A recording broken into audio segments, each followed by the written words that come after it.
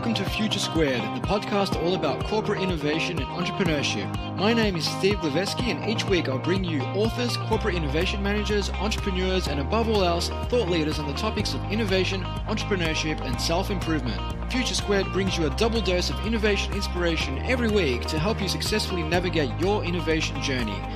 Every Monday, I'll bring you a world-class thought leader such as Steve Blank, Alex Osterwalder, Neil Patel, Rand Fishkin, or Whitney Johnson, just to name a few. While every Friday, I'll bring you some quick digestible insights myself to help end your week on a high before you head off for the weekend. Future Squared is proudly brought to you by Collective Campus, an innovation hub, school, and consultancy that works with large organizations to help them adopt the mindset, methodologies, and tools required to explore new business models and disruptive innovation in an era of rapid change. If your organization needs support coming up with ideas, testing and turning those ideas into reality, incubating teams, driving cultural change, or connecting and partnering with startups, then visit Collective Campus online at www.collectivecamp.us. And without further ado, here's today's podcast. Welcome back to Future Squared. Today I'll be speaking with Parag Khanna. He's a leading global strategist, world traveler, and best-selling author. He's a CNN global contributor and managing partner of Hybrid Reality, a boutique geostrategic advisory firm. Parag's latest book is called Connectography, Mapping the Future of Global Civilization. He's also the co-author of Hybrid Reality and author of the award-winning How to Run the World, Charting a Course to the Next Renaissance, and the international bestseller, The Second World, Empires and Influence in the New Global Order, which was translated into more than 20 languages. In 2008, Parag was named one of Esquire's 75 most influential people of the 21st century, and was also featured in Wired magazine's Smart List. Amongst his many endeavors and achievements, Parag has been an advisor to the US National Intelligence Council's Global Trends 2030 program and served in the Foreign Policy Advisory Group to the Barack Obama for President campaign. From 2006 to 2015, he was a senior research fellow at the New America Foundation.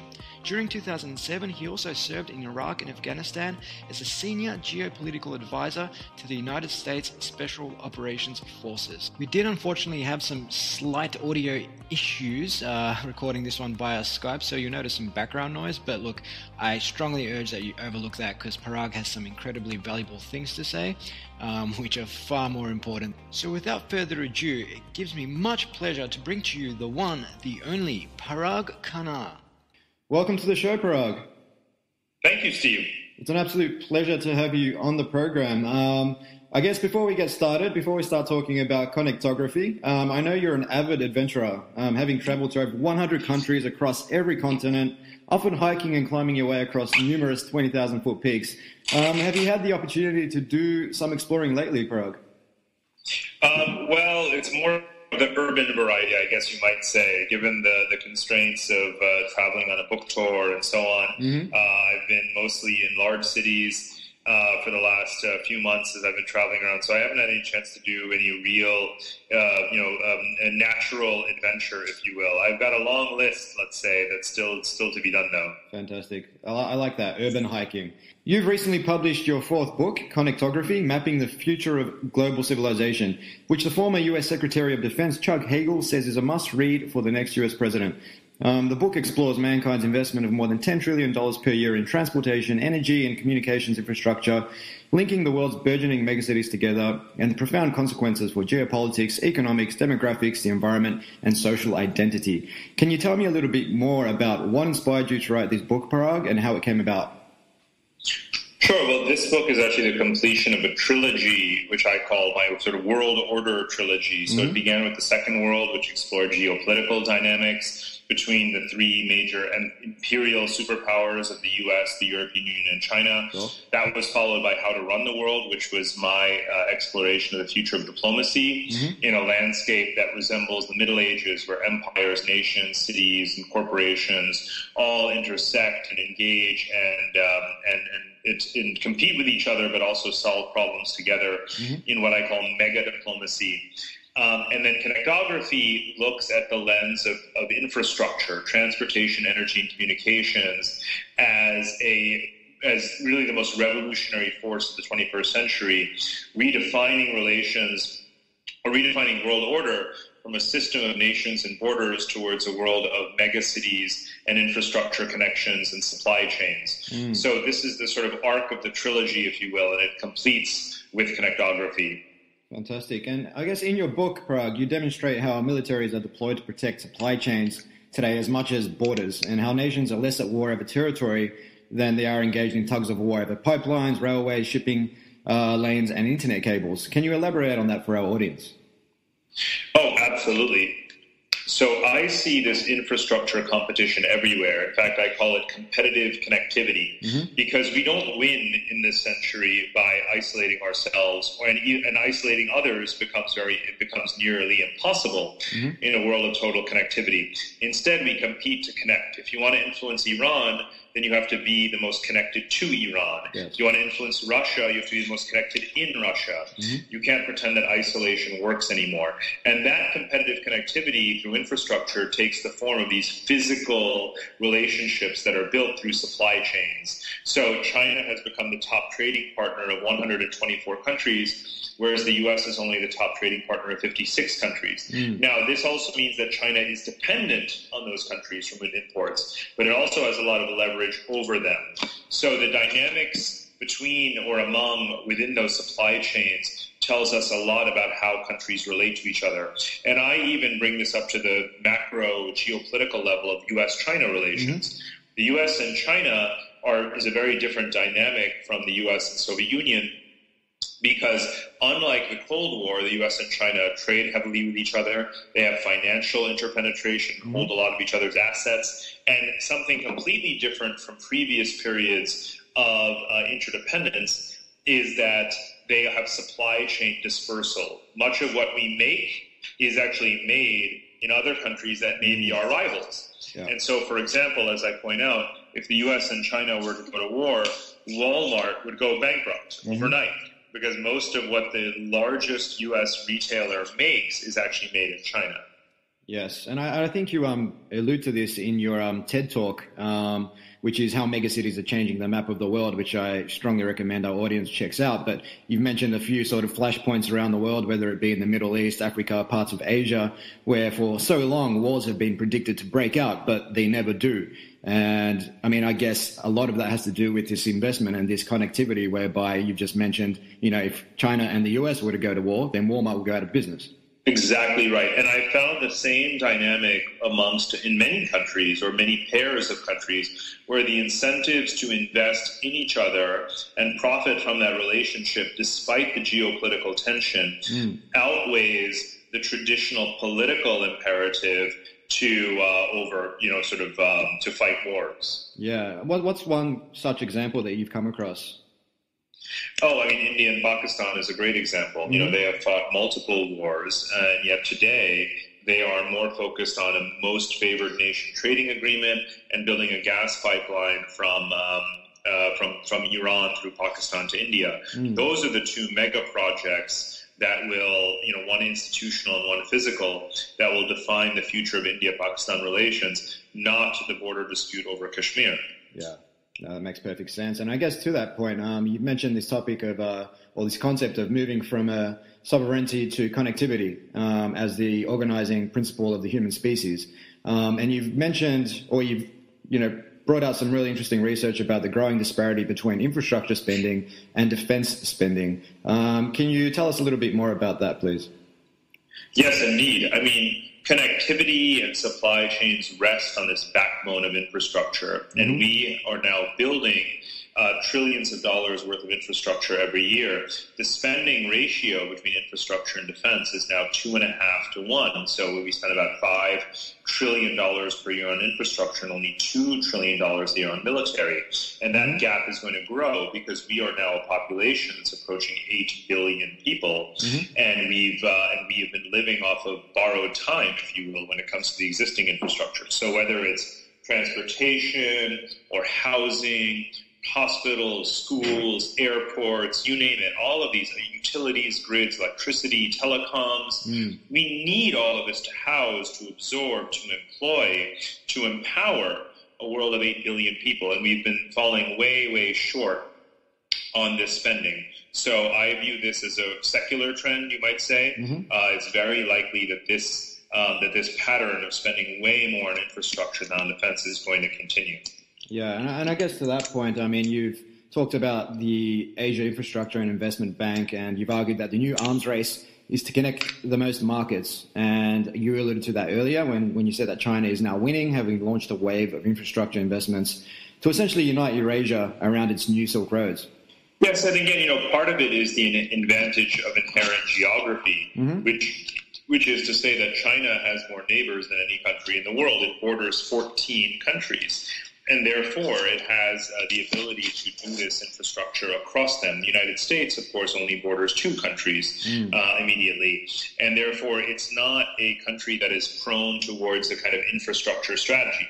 Now, America became America through infrastructure, right? Yes. Through the Trans-Pacific Railroads and the Erie Canal and all of the major projects, the interstate highway system that really made the lower 48 states in particular a whole greater than the sum of their parts. Now, China doesn't want to fight a war with any of its neighbors, with any of those 14 neighbors, so instead it's choosing a strategy of expanding its influence through these kinds of infrastructural maneuvers that help those countries become part of its own supply chains, rather than conquering them with its military. And you've also, you've argued that the US can only regain ground by creating a North American Union of shared resources and prosperity. Yes. So if China is building through the Asia Infrastructure Investment Bank a supply chain zone that encompasses, 24 countries and trillions of dollars of GDP, the United States also has to think about harmonizing or optimizing its functional geography, which is to say, how does it optimize land, labor, capital, production, and resources with its major neighbors? And it turns out there's a lot of complementarity. Because Mexico is a growing country of 100 million people. It has very strong, growing middle class. And then in Canada, of course, you have vast natural resources and access to the Arctic. So my argument is that the U.S. should think of itself and its neighbors as collectively forming a North American Union superpower. And that's not the kind of mentality, as you know, that sort of reigns in Washington today, unfortunately. Yeah, that makes sense. And I guess, when we talk about the United States, California is a great example to talk about megacities. Obviously, it's the 8th biggest economy in the world. So can you talk to us about the emergence of megacities and what the implications might be, Parag? Yes, there are enormous implications, of course, to a megacity world, if you will, and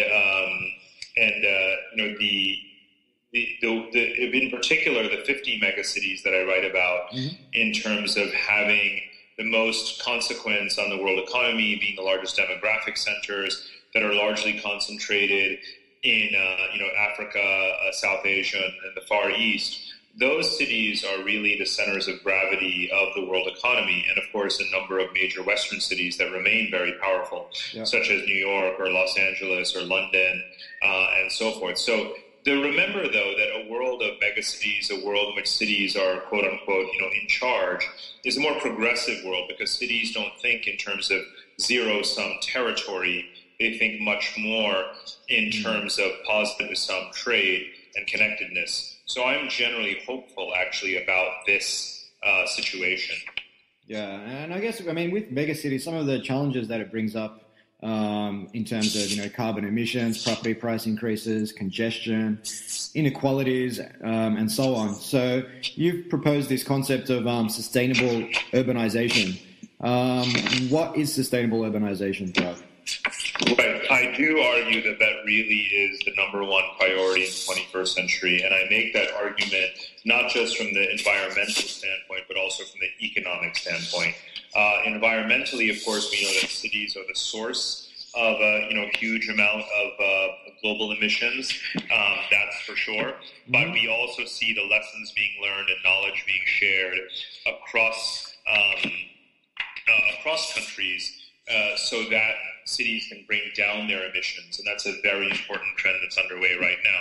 So I use the examples of everything from electric cars to bicycle lanes to clean coal burning factories, switch towards natural gas, waste to energy. All of these sorts of things are going on. Then there's the economic, which is to say that affordable housing and transportation investments are absolutely crucial to empowering the poor and reducing inequality and avoiding the kinds of political or populist backlash such as we're seeing so widely today. So if we want to cure social ills such as inequality and also prevent such strong and potentially destructive populism in our politics, we should really think about sustainable urbanization as a crucial paradigm. Yeah, no, that makes perfect sense. And I wanted to touch on emerging economies. We have about 2 billion people yet to come online in the next few years. And, we've seen the advent of micro-lending, mobile payments, basically influencing the quality of life in developing economies, increasing people's abilities to create an income, to make a better life for themselves. Education is taking off. And I guess I'm curious to hear your thoughts on what the influence of, the 2 billion people that are yet to come online will have on industry. No, it will be very significant for a number of reasons. First of all, just from an ethical standpoint and from a connectivity standpoint, it's a remarkable achievement that most of the world's population already has mobile phones and that potentially everyone will have access to a mobile phone within 10 to 15 years. That scale of actual, tangible sort of connectedness has never been achieved before, so I think it's really remarkable. The other issue is, of course, in terms of the economic enfranchisement, if you will, because we know we can measure that a 10% increase in mobile phone penetration can add 1 or 2 percentage points of GDP growth per year to a given country. So it's clearly a very large catalytic effect that mobile connectivity in particular has. And if we want countries to be more focused on the services economy and job creation in higher wage areas, that often comes through the digital economy as well. So there's a huge amount of potential in getting the next 2 or 3 billion people connected. So I guess connectedness has the ability to transform and empower small or traditionally powerless countries. Oh, absolutely. So the countries, but in particular, it's their societies, it's their people that we need to focus on. And part of the issue around, urbanization that I write about is when people move to cities, they have more opportunity. That city will become more stable and prosperous. And there's no stable country without a stable city. So if we focus on, city building instead of this lofty notion of state building, we will actually achieve state building better. Yeah, that makes perfect sense. And I guess the final point I wanted to touch on, and we've kind of circled around this, but your book contends that new energy discoveries and technologies have essentially eliminated the need for resource wars, that ambitious transport corridors and power grids are unscrambling Africa's fraught colonial borders, and that even in the Arab world, there's an evolution to a more peaceful map as it builds resource and trade routes across its war-torn landscape. I guess I'd love to find out a little bit more about this notion that technology and new energy discoveries are creating more peaceful and harmonious societies, especially in, war-torn parts of the world. Right. So, there is still obviously a risk in countries that are very scarce in key natural resources like water, that there could be civil strife. But I'm referring, for example, to commodities such as energy. So 10 years ago, if we were having this conversation, we would be fearing that there would be a U.S.-China conflict over Arab oil or African minerals. Yes. Instead, 10 years later, meaning today, the U.S. sells oil to China as a result of the tremendous discoveries of oil and gas in the United States. So it's very important to appreciate that because we have an abundance of certain critical commodities and like hydrocarbons, and because they're more distributed, and because we built the infrastructure and supply chains to create global markets for oil and gas, and food for that matter, there's less incentive for there to be war over them. And so the more infrastructure, the more connectivity, the more markets we have for these crucial things over which we have historically fought wars, the better off we are. Yeah, no, that makes perfect sense, Parag. So thank you so much for that. Just wanted to close out with a few questions that I ask all of my guests. It's basically a little bit of fun. A couple of hypotheticals, completely unscripted, so let's see how we go. Question number 1, Parag, is if you could work for any company at any stage of the company lifecycle, who would it be and why? Any company at any stage of the life cycle. Yeah. I guess it would be interesting to be either, Google's first 5 employees or Facebook too, for that matter. Yeah, that definitely. I think Google, Amazon, Facebook, PayPal, any one of those big unicorns would have been interesting in the early days. Indeed, because they've now become more than unicorns. I guess you could call them dragons. Yeah, that's an interesting take on it. I mean, they are the modern day behemoths. It's funny. I had a conversation last week with somebody, and I was asking the question about large organizations and how they're slow to move, and the response was, well, Amazon, Google, they're quite agile, and it hadn't even crossed my mind that they are today's large organizations, whereas my mind was fixated on, the industrial age behemoths of the world. But yeah, Facebook and Amazon, I mean, if you look at their market cap, they had definitely dragons, as you put it. Question number 2, Parag, is if you could ask anyone a question, dead or alive, who would it be and what would you ask?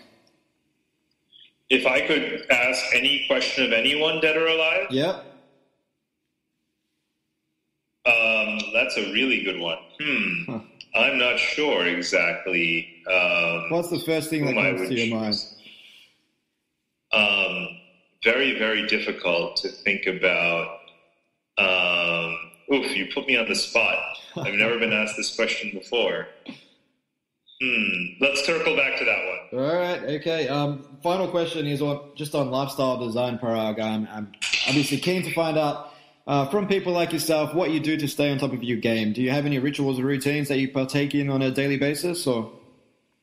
Well, I just try to play as much tennis as possible. I tend to think that is my window to work-life balance, to fitness, to mental sanity, and it's been my favorite sport my entire life long. So probably just playing tennis is my centering experience. Excellent. I imagine you did you catch Novak Djokovic win his 12th slam last night? I certainly did. Stayed up as late as I needed to catch that, and it was a magical moment. Yeah. Certainly wish that it could have been me. I when I was a teenager, I used to look a lot like Pete Sampras. Yeah. So I just lacked the speed. I just lacked the pace on my serve, unfortunately. Yeah. Well, when I was 13, I had all the ambitions of playing in the NBA, but I stopped growing when I hit 5'8", so that was a bit of a problem. Okay, Parag, let's circle back. I've given you a bit of time now. So, who would you ask a question of?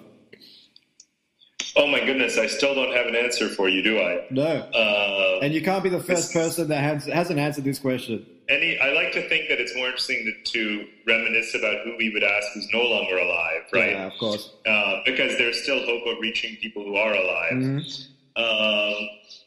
Oh boy. Well, it would be interesting to ask Lee Kuan Yew, since I'm speaking to you from Singapore. Mm-hmm. It would be interesting to ask Lee Kuan Yew if he does feel that he actually inspired the Deng Xiaoping strategy to liberalize modern China, and to set it on the course to really become the world's factory floor and really anchor of the world's supply chains. I think that would be an interesting conversation. Oh, there we go. That was a great answer. And finally, Parag, where can people go to find out a little bit more about you and pick up a copy of your book?